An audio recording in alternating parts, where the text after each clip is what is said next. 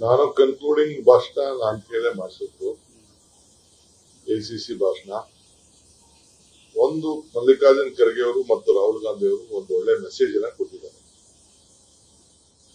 Every hospital ಅಲ್ಲಿ blood bank ಇರ್ತದೆ. ಆ ಬ್ಲಡ್ ಬ್ಯಾಂಕ್ ಮಾದರಿಲಿ ನೀವು ನಮ್ದು ಲೀಗಲ್ ಡಿಪಾರ್ಟ್ಮೆಂಟ್ ಇರಬೇಕು ಅನ್ನೋದೇ ಹೇಳಿದ್ದಾರೆ. ಅಂದ್ರೆ ಎಲ್ಲ ಕಾರ್ಯಕರ್ತರನ್ನ ರಕ್ಷಣೆ ಮಾಡಲಿಕ್ಕೆ, ಸಂವಿಧಾನನ ಉಳಿಸಲಿಕ್ಕೆ, ಪ್ರತಿ ಕ್ಷೇತ್ರದಲ್ಲೂ ಕೂಡ ಆಗುವಂತ ಅನ್ಯಾಯಗಳನ್ನ ತಡೆಯಲಿಕ್ಕೆ ನಮ್ಮ ಪಕ್ಷದ ವತಿಯಿಂದ ಈ ಲೀಗಲ್ ಫೆಟರ್ನಿಟಿ ಏನಿದೆ ನೀವೆಲ್ಲ ಜವಾಬ್ದಾರಿ ತಗೋಬೇಕು ಅಂತ ಹೇಳಿದ್ದಾರೆ. ಎರಡನೇ ವಿಚಾರ ಏನು ಬಹಳ ಪ್ರಮುಖವಾಗಿ ಅವ್ರು ಹೇಳಿದ್ರು, ಆವತ್ತಿನ ಕಾಲದಲ್ಲಿ ಈ ದೇಶದ ಸ್ವಾತಂತ್ರ್ಯದ ಇತಿಹಾಸದಲ್ಲೂ ಕೂಡ ನಮ್ಮ ಅಡ್ವೊಕೇಟ್ಸ್ ಜವಾಹರ್ಲಾಲ್ ನೆಹರು ಇವರು ಕೂಡ, ನಮ್ಮ ಮಹಾತ್ಮ ಗಾಂಧೀಜಿಯವರು, ಅಂಬೇಡ್ಕರ್ ಅವರು ಮತ್ತು ವಲ್ಲಭಾಯ್ ಪಟೇಲ್ ಇವರೆಲ್ಲ ವಕೀಲರಾಗಿದ್ರು. ಇನ್ನು ಬಹಳ ಎಲ್ಲ ಲೀಗಲ್ ಫೆಟರ್ನಿಟಿ ಅವತ್ತಿನ ಕಾಲದಲ್ಲೂ ಕೂಡ ಈ ದೇಶದ ರಕ್ಷಣೆಗೆ, ಈ ದೇಶದ ಸ್ವಾತಂತ್ರ್ಯಕ್ಕೂ ಎಲ್ಲ ಹೋರಾಟ ಮಾಡಿದ್ರು ಅನ್ನೋದನ್ನ ಎಲ್ಲರೂ ಕೂಡ ಒಂದೊಳ್ಳೆ ವಿಚಾರವನ್ನ ಅವರು ಗಮನನ ಸೆಳೆದಿದ್ದಾರೆ. ಸೊ ಇದನ್ನು ನಾವು ಮುಂದಕ್ಕೆ ತೆಗೆದುಕೊಂಡು ಹೋಗ್ಬೇಕು. ಎಷ್ಟು ಜನ ನಮ್ಮ ನಾಯಕರುಗಳಿಗೆ ಗೊತ್ತಿತ್ತು ಈ ದೊಡ್ಡ ದೊಡ್ಡ ಅವತ್ತಿನ ಕಾಲದ ಬ್ಯಾರಿಸ್ಟರ್ಗಳೆಲ್ಲ ಈ ದೇಶದ ಸ್ವಾತಂತ್ರ್ಯಕ್ಕೆ ಒಂದು ಮುನ್ನುಡಿ ಬರೆದ್ರು ಅನ್ನೋದು ಇದು ಕೂಡ ಬಹಳ ಪ್ರಮುಖವಾದಂತ ವಿಚಾರ. ಸೊ ಅದನ್ನೇ ನಾನು ಎಲ್ಲರಿಗೂ ಹೇಳಿದೆ, ಇದನ್ನ ಇಲ್ಲಿಗೆ ಮುಗಿಸಕ್ ಆಗಲ್ಲ. ಅಭಿಷೇಕ್ ಸಿಂಗ್ ಅವರು, ನೀವು ಇದನ್ನ ಇವತ್ತೇನು ಪ್ರಾರಂಭ ಮಾಡಿದ್ರಿ, ಇದು ಅಸೆಂಬ್ಲಿ ಲೆವೆಲ್ ಅಲ್ಲೂ ಕೂಡ ನಿಮ್ದು ಯೂನಿಟ್ ಆಗಲೇಬೇಕು, ಬರೀ ಸ್ಟೇಟ್ ಲೆವೆಲ್ಗಲ್ಲ ಅಂತ ನಾನು ಕೂಡ ನನ್ನ ಕನ್ಕ್ಲೂಡಿಂಗ್ ಭಾಷಣದಲ್ಲಿ ಈ ವಿಚಾರವನ್ನು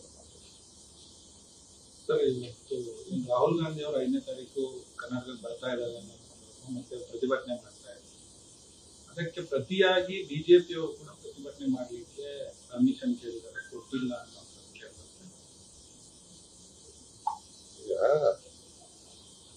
ಏನ್ ಪ್ರತಿಭಟನೆ ಮಾಡ್ತಾರೆ ಅವರು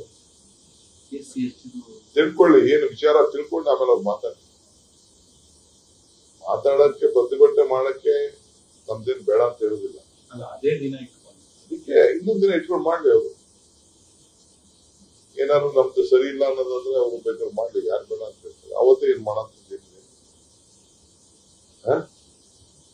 ಈ ಒಂದು 100 ಜನ 50 ಜನ MLA ಸೇರ್ಕೋಬಹುದು, ಸೆಂಟ್ರಲ್ ಮಿನಿಸ್ಟರ್ ಇರ್ಬೋದು, ಮಾತಾಡ್ಬೋದು. ಮಾತಾಡ್ಲಿ, ನಾವು ಮಾಡಿದೆಲ್ಲ ಕರೆಕ್ಟ್ ಆಗಿದ್ದೀವಿ ಅಂತ.